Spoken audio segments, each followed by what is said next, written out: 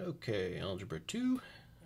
This is the worksheet that we handed out yesterday over the revisit of the distributive property. We're coming at you in royal purple, like a boss. So let's do this thing. So problem number 1. Number 1, we have x times y plus z. Now, if you remember the distributive property, we're going to distribute this multiplier to all of the elements inside the parentheses. It's going to be this times this plus this times this. In other words, x times y plus xz. And then we'll check and see if there's anything that simplifies here. These aren't like terms because the y and the z don't match. If there was z over here and a y over here, we could combine them, but nothing simplifies because we have all different variables in each element, so we're done. So our answer is going to be xy plus xz. Problem 2. We have a little bit more interesting problem. We have xy times quantity y plus z. The same rule applies. Here's our multiplier. It's going to be this times this plus this times this. So we're going to x times y plus x times y times z.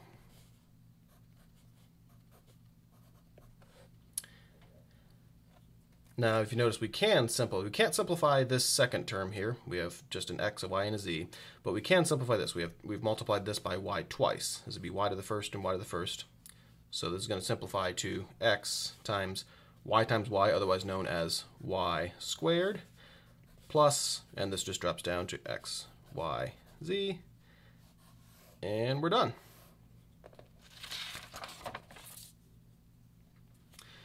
Problem 3. We have x, y, z times quantity y plus z. Same idea holds. Here's our multiplier. It's going to be this times this plus this times this. X, y, z times y plus x, y, z times z. And notice that these can simplify. We have two y's here, so it's going to be the x is going to drop down. We have y times y, otherwise known as y squared. We're adding the exponents. And then we have a z that drops down as well.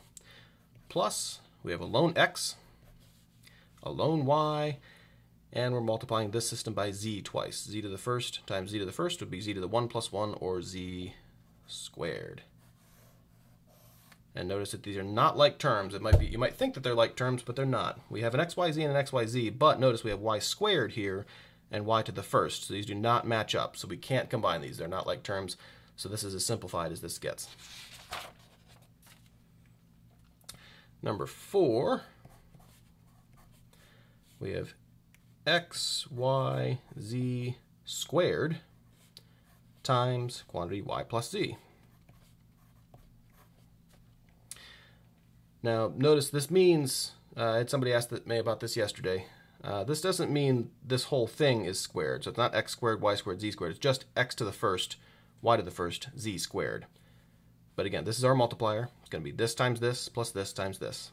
So we have x, y, z squared times y plus x, y, z squared times z. These can simplify. We have a lone x that comes down. We have two y's that we're dealing with. We're multiplying by y to the first here and y to the first here, so we're going to add the exponents. That's going to give us y squared. We have a z squared that comes down, plus we have a lone x here, a lone y, and then we have two z terms here. We've got z squared and z to the first. So if we're multiplying these two elements, we're going to add their exponents to get z to the third. Notice these aren't like terms because we have a y squared here and a y to the first here. We also have a z squared and a z to the third here, so these are not like terms. So that is going to be our final answer.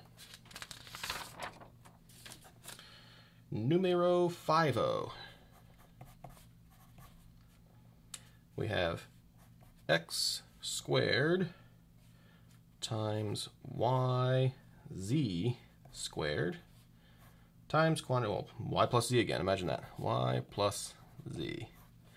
Now this has been the source of some confusion. Don't let the dot fool you. This is x squared times y times z squared. This is all multiplication here. So this entire element is our multiplier. So it's going to be this times this plus this times this. So we have x squared y z squared times y plus x squared y z squared z. This can simplify a little bit. We have a lone x term here, so that comes down, x squared.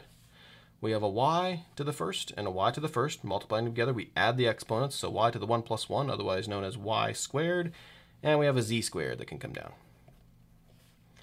Plus, let's take a look. We've got a lone x squared here. We have a lone y, so that can come down. And we have two z terms. We have a z squared and a z to the first. So z to the 2 plus 1, otherwise known as z to the third.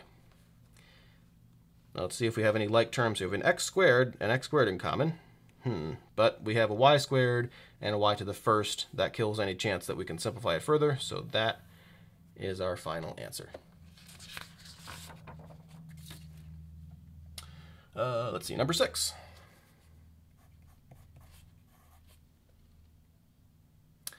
Let's see, we have an x squared times y z to the 1/2 times quantity y plus z. Same thing here. Don't let the dot fool you. We're taking this entire term and multiplying it through and distributing it to our all the terms in our parentheses. So we're going to get x squared times y times z to the 1/2 times y plus x squared times y times z to the 1/2 times z. We have a lone x squared that can come down here. We have two y elements here. Y to the first times y to the first. We're going to add the exponents to get y squared. And then we have a z to the 1/2 that can come down as well. Plus, let's take a look. We've got an x squared all by itself. We have a lone y that can come down. Now we have z to the 1/2 plus z to the first. So it's going to be, we're still adding, just because it's a fraction doesn't mean it changes anything. It's going to be z to the 1/2 times z to the first, otherwise known as z to the 1/2. We're going to add the exponents. So it's going to be z, well, 1/2, if we're going to write that as an improper fraction, 1/2 is equal to 3/2. So I'm going to write that as z to the 3/2. And that is going to be our final answer there. Number 7.